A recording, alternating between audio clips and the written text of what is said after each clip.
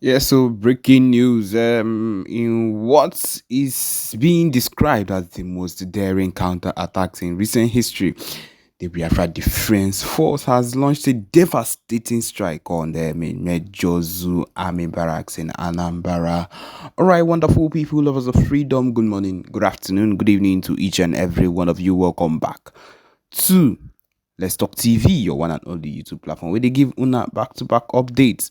Always here to let people know on how things they be, on how things they share. All right, without further wasting of time, without going into details briefly, this is what it is.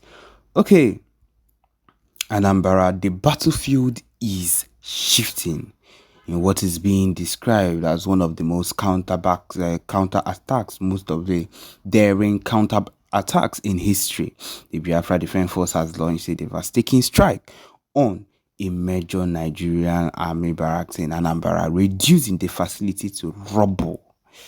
This move comes just hours after a reported military crackdown in Nnewi, where zoo forces allegedly stormed civilian areas in an aggressive operation. Let me change the tone, or let me restate, or talk about it again. In where they had where zoo forces allegedly stormed Biafra areas in an aggressive operation to eliminate Biafra civilians. My people, that is what happened. Nothing more, nothing less. And that is why this counterattack is happening right now. All right, today full-time news. Eyewitnesses in Anambra reported hearing heavy explosions last night, followed by intense gunfire near the military base. By dawn, the once heavily fortified barracks was in ruins.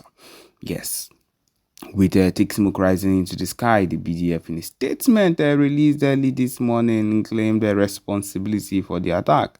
Of course, calling it a direct response to the unprovoked aggression of the Zoo army in the enough is enough. The Zoo army thought they could invade our land and kill our people without consequences. This is just the beginning. Actually, this is one of the beginnings these people think, or I don't know how many times we would have to make it known to them that they have no authority, they have no right to come into Biafraland to do whatever it is they think they deem fit and walk out without getting or seeing, feeling a consequence of whatever it is that is going to happen after whatever action they've taken. According to initial reports, several military vehicles were destroyed, of course, they razed down. The unknown number of zoo soldiers were seriously wounded. This attack has sent shockwaves across the country, with security forces scrambling to assess the full extent of damage. My people, they would never want to accept fully that this was a full-time takedown. I believe one way or another, it is something that they would want to hide or not want to let everybody know, because of course this weakens their defenses. Okay, the BDS retaliatory strike follows a brutal military operation that took place in Nnewi. Now they are talking about what actually happened that led to this attack. Where sources say zoo forces are carried out mass arrests and burnt homes and clashed with pro-Biafra supporters. Of course, they call anybody pro-Biafra supporter. So far as you are Igbo, they would say anything. Witnesses claim soldiers moved to house, searching for individuals suspected of having ties with the separatist movement. A local resident speaking anonymously described the horror.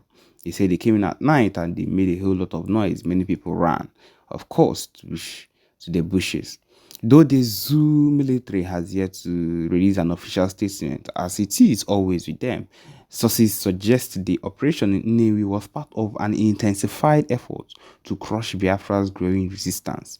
However, this latest counterattack by the BDF signals that the fight is far from over. One thing I would always want to say whenever they try to talk about crushing Biafra's growing resistance is this one thing: you can kill people, but you can't kill a mindset. You can kill an idea. You think you have killed a particular set of people. You think that you have demolished or you have marched down on some set of people because of they are the ones carrying the idea at some particular point.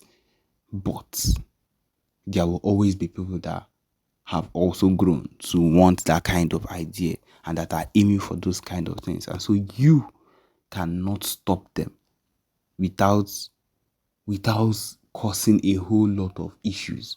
And that is one thing they have not come to understand, that Biafra at this point, stopping Biafra or the mindset of Biafra is impossible, because you have to kill a whole lot of people.